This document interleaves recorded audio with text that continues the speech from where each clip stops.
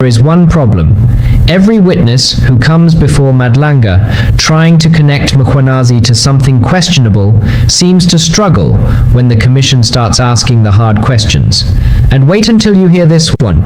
This senior IPID official appears more concerned about the way these thugs or criminals were dealt with by police than the crimes that were committed. In other words, he is defending criminal. I'm not going to waste your time. Watch what happens when Madlanga turns the questions back on him. Please, like the video. Tell me what you think. Play the evidence. Do you know how these task teams are constituted? In fact, there's a very gray area on how these task teams are constituted. In the investigation, we've identified that the task team that was under the command of Colonel Kalashwayo was formed under the provincial commissioner, that is Lieutenant General Mkhwanazi. The task team that was under Dina Govender, Lieutenant Colonel Dina Govender, there's a gray area because he falls under the DPCI. And when his commander was contacted, Brigadier Newswa indicated that the task team doesn't fall under him. So actually the task team, Brigadier Newswa indicated that the task team fell under Major General Sonoa or Lieutenant General Mkhwanazi. So I think the Lieutenant General Mkhwanazi will be able to give further details on how the task team was formed.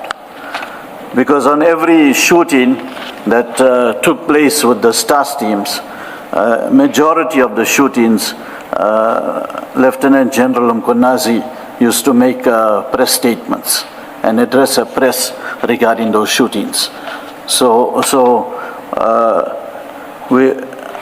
Our understanding is that the task teams fell under Lieutenant General Mkhwanazi. And then the third one?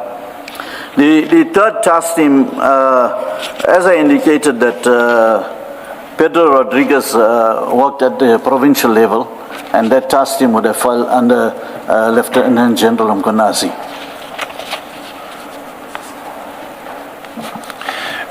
It is alleged that on the 30th of May, at about 10:30, members from a task team under the command of Captain Pedro Rodriguez shot at a vehicle, a Toyota Fortuner, to kill the driver. It is alleged that 10 members who were part of the operation stopped the vehicle on the M13, highway eastbound to Westville. 14 rounds were shot from the rifle at the said vehicle. Fortunately for the driver of the vehicle was an armor-proof vehicle. During the incident, the driver telephonically contacted the Provincial Commissioner, Lieutenant General Mkhwanazi, who informed him to drive off to the Pavilion shopping mall situated in Westville. The driver adhered to the instruction of the Provincial Commissioner and he drove to the Pavilion shopping center. Can I just follow up on your answer? These cases, you've given us 149 people in 77 cases. Have any of these been finalized? How many of these cases have been finalized where police officers, in fact, were found guilty for those shootings following on your investigations? Commissioner, in basically one of the cases which is before the court roll now, I'm not sure whether it's in my bundle here, but one of the cases in my court roll, I'll give you the scenario, is that the police, and this was during the day, the police shot at 4 occupants of a vehicle. Let me interrupt you. I'm asking a simpler question, which is, of the 77 cases that you've referred to, or that you're speaking to in paragraph 19, how many of them have been finalized and the police found guilty? No, nothing as yet, Commissioner. They're still pending still matters. pending. I understand the proposition that you're putting forward there, but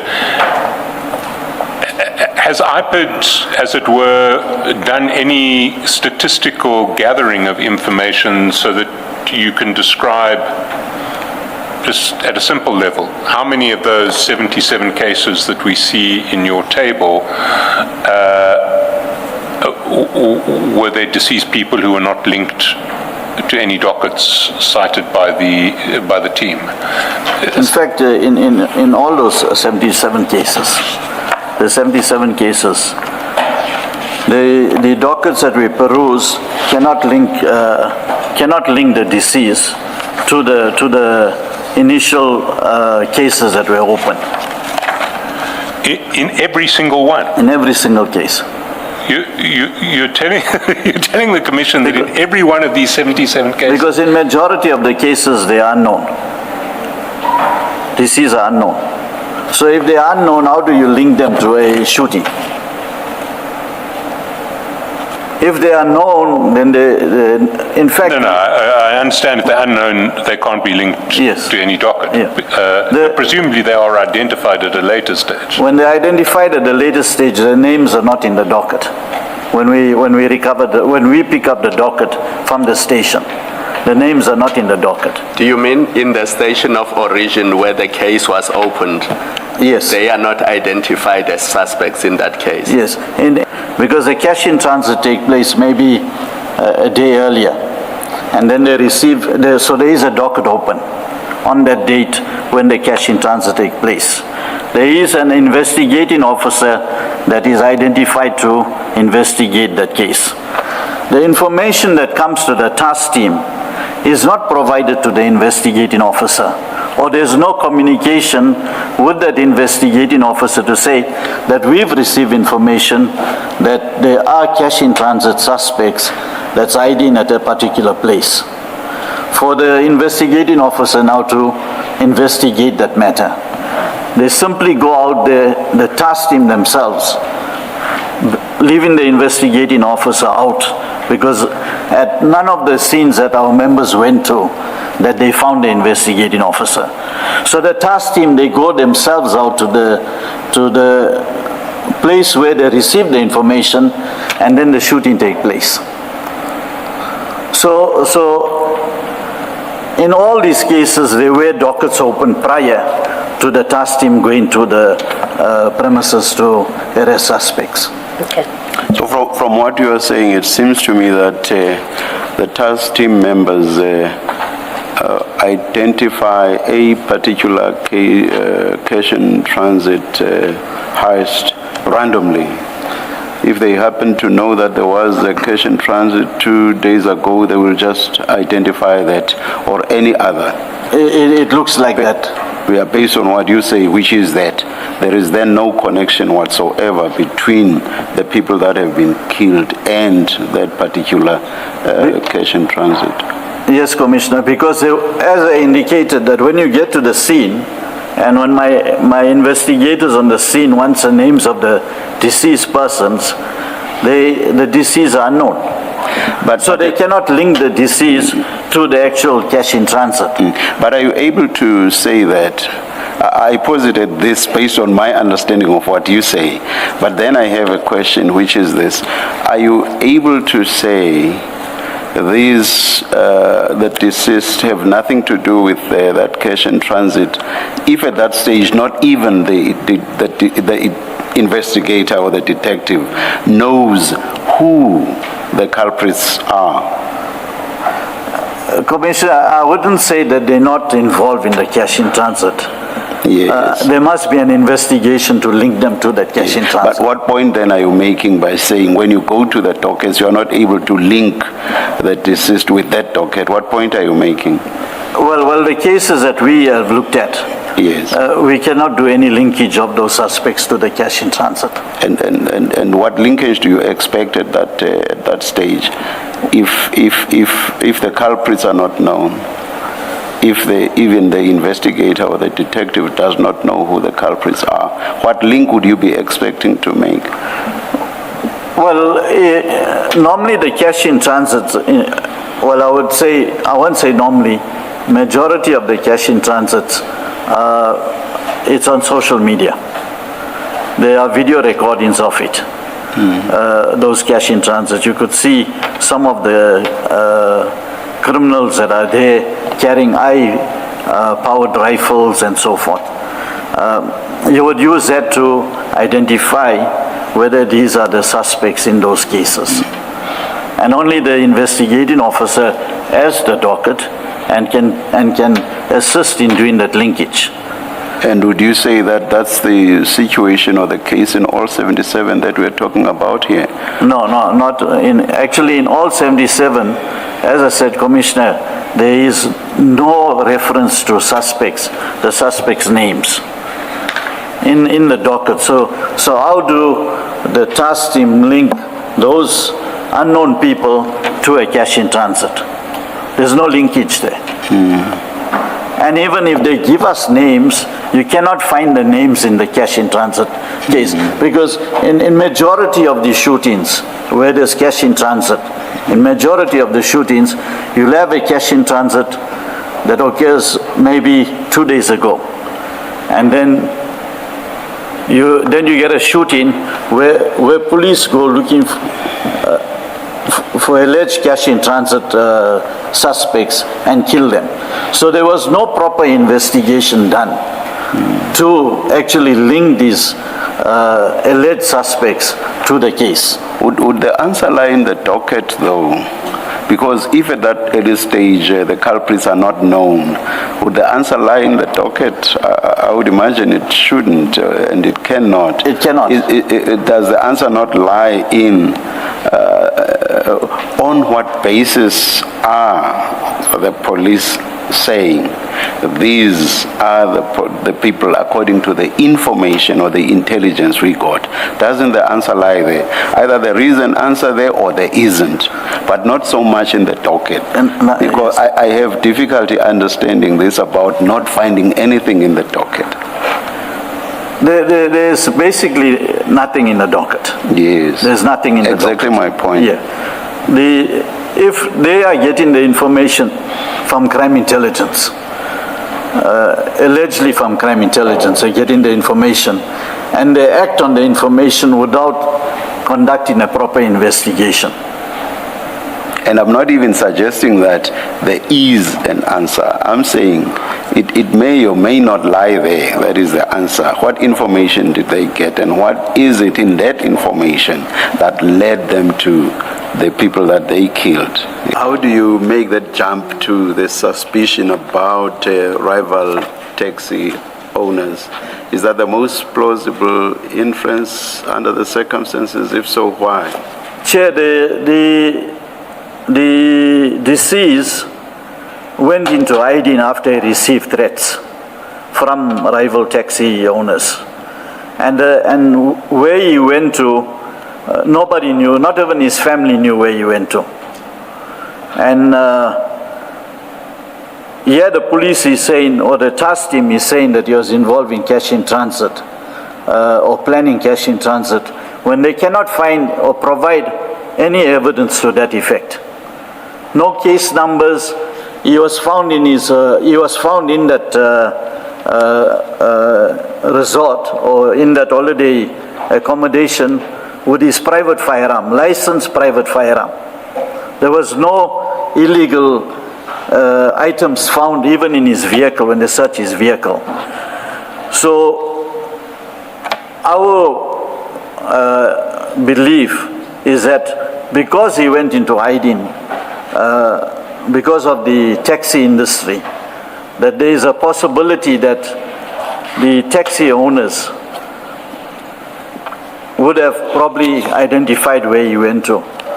The second aspect is that we've identified that the police are using the police grabber, cell phone grabber, and are coming to a conclusion where possible cash in transit suspects are.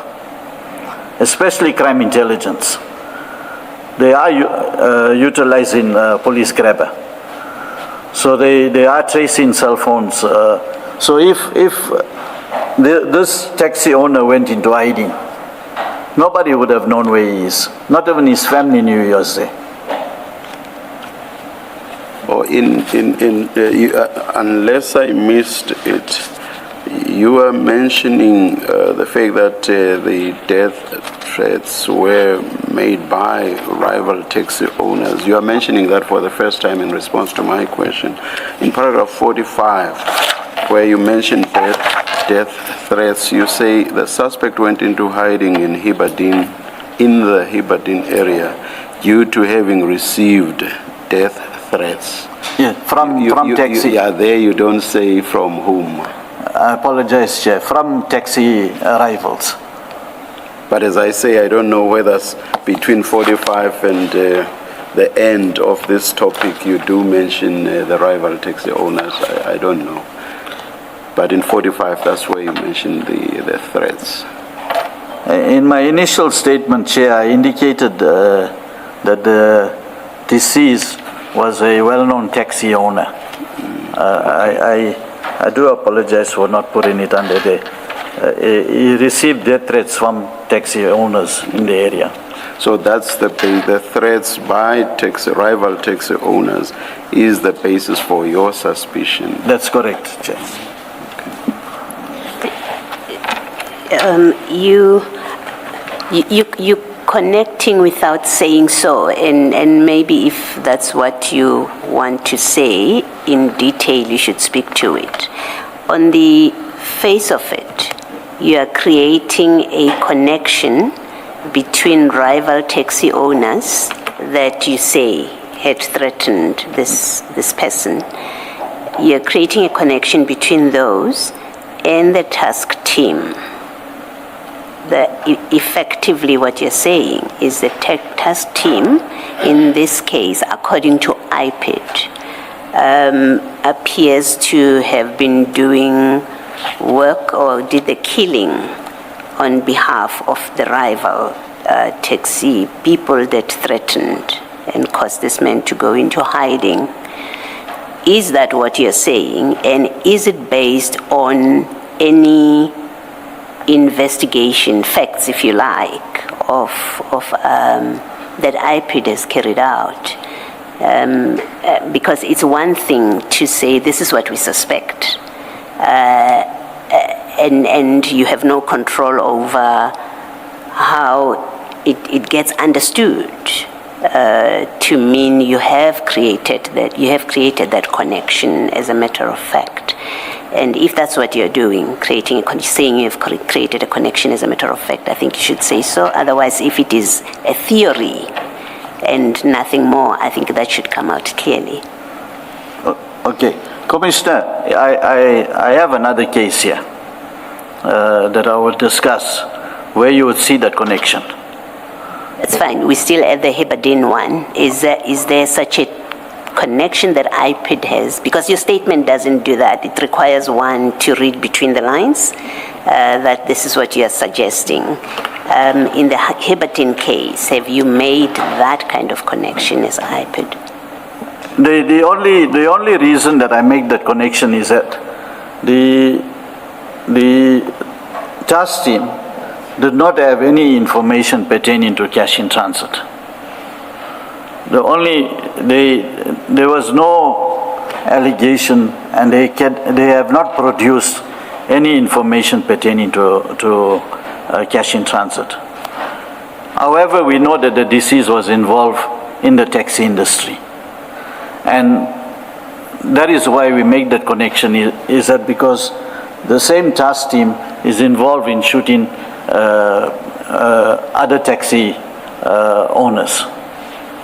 So, insofar as it relates to the Hibadin matter, you're saying that is the theory That's correct. Of IPID. That's correct. And you say the basis for that theory is because you have other cases where you will show that this task team has in fact, maybe before you move on, just from my understanding, Mr. John, what do you mean in the light of this direct allegation about Bevan Loftus? When you say there was nothing of consequence, what is lacking that makes you say, I mean, to me, a layperson, that kind of allegation seems to be of consequence towards something. I'm not talking about whether successful prosecution or not. Here's someone who says, I know him, and he was there, he shot me, and I took casings. What do you say lacks from this docket that makes you say there was nothing of consequence? Commissioner, it's only the version of the victim. And we all know that this was a tough one in the taxi industry, the tow truck industry. So his version have to be tested. What statement he make have to be tested against something, other evidence that's supposed to be obtained, or other witnesses.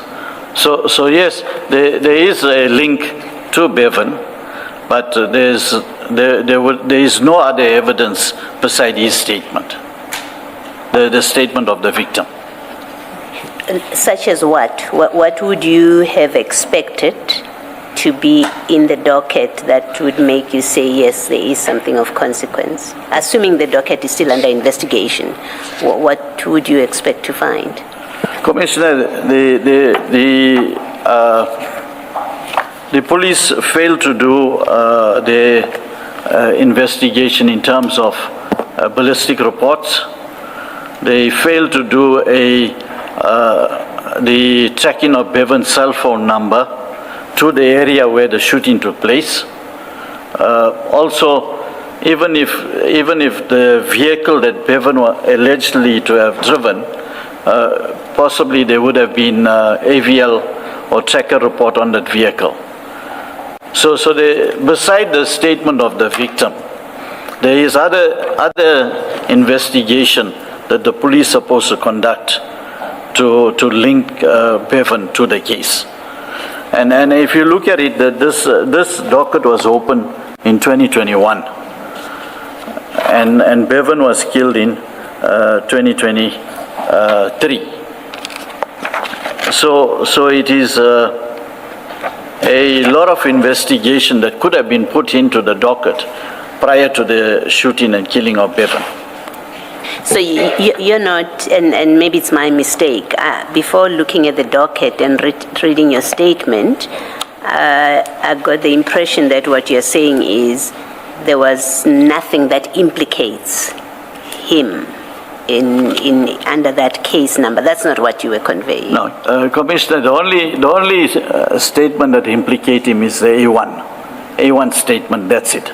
And from the investigation, you basically got the A2, which is a copy of the SAP 13, where they ended in the exhibits, and then you got a ballistic report on the exhibits itself. But Bevan's firearm was not seized in order to match whether it's the same firearm. So there's nothing else in the docket beside A1, A2, and A3.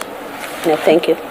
And just to be clear, Mr. Chaskalson did correct part of your statement to say there is some evidence, but not sufficient to obtain a conviction. I'm not sure that the inference you draw is necessarily plausible. I get it from what you're saying, Commissioner, but when I look at it, immediately when the 2.5 million was mentioned, then Clive Naker say, who is this here? Who is this here? Bevan, you. But you are repeating exactly what you say, and that's what I'm querying. So basically, we've not responded to what I'm saying to you. I'm saying what you say is not necessarily plausible, because it does happen that you may not recognize the voice of someone talking to you over the phone, someone that you don't talk to all the time.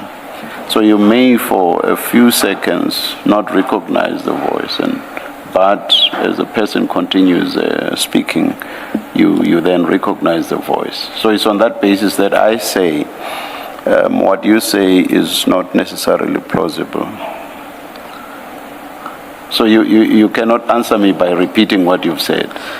I can. The reason why I indicated that, Commissioner, because this conversation was quick, very quick. It wouldn't be like where there was some time that Clive took to recognize a voice. Has it never happened to you that for a few seconds you may not recognize the voice of someone that you know for a few seconds, but maybe within a few seconds you come to recognize the voice? Are you saying that has never happened to you? If you say so, I'll be very surprised. No, it does, Commissioner, but it actually takes longer to recognize the voice, or maybe a longer conversation. But here, it was only like 2 lines. 2 lines, and immediately Clive recognized it was Bevan. I'm not sure that scientifically one can actually time it and say you can only recognize the voice after a minute or anything like that. It just depends. Maybe within seconds, it may be longer, but I don't think scientifically it just has to be over this length of time. I'll take your point, Commissioner. And the fact that there was mention of 2.5 million. What remains is your conclusions from page 32 through to page 34. I wonder if you want to take the Commission through those conclusions. Okay. The task team led by Lieutenant Colonel Dina Govender operates under dubious circumstances with no clear reporting lines and structure. In cases where the deceased are shot for involvement in cash-in-transit ICE, there is often no meaningful evidence linking them to any such offences in the province. In most cases, no rifles, explosives, explosive device, banknotes, or banknote boxes are found on the scene of the shooting, as would ordinarily be the case in a cash-in-transit operation seeking out suspects. Despite members of the task team constantly alleging that they only opened fire after having been shot at by suspects, in the overwhelming majority of cases, there is no evidence of any SAPS member being shot, even in the bulletproof vest, except the one case in the Morningside shooting. In most cases of killings by the task team, IPID is not informed immediately of the incident, and the task members leave the scene of crime before IPID is able to arrive. This interferes with the ability of IPID to conduct its investigation. The modus operandi utilized by the members appear to be designed not to arrest suspects, to have them linked to an alleged crime that has been investigated, but rather to kill the suspects. The existence of a task team able to kill suspects without any apparent consequences is a situation which is not only unacceptable in a constitutional state, it is also open to exploitation by organized crime gangs wanting to pay for rivals to be killed. The killing of Bevan Loftus, Cishle Zondi, Ryan Santosh, Chase Finn, and Michigan Hippolyte has a range of disturbing features that are consistent with a deliberate extrajudicial killing paid for by an organized crime competitor. The fact that on the 31st of March, the day before the killing of Bevan Loftus by the task team led by Lieutenant Colonel Dina Govender, Gregory Loftus had an interdict application issued specifically to prevent the killing of his son by Lieutenant Colonel Dina Govender. The fact that Bevan Loftus had been given an advance notice that Mr. Naika had allegedly offered a 2.5 million payment for his killing, and that in his call to Mr. Naika immediately identified Bevan Loftus when he raised the issue of the 2.5 million offer. Chair, can we take a break quickly? There you have it. Some of the allegations are serious, no doubt about that, but you also heard the Commission challenging some of the conclusions and forcing the witness to make concessions. So, I want your opinion. Did this witness bring solid evidence, or did he push his narrative too far? Tell me in the comments, and please hit the like button.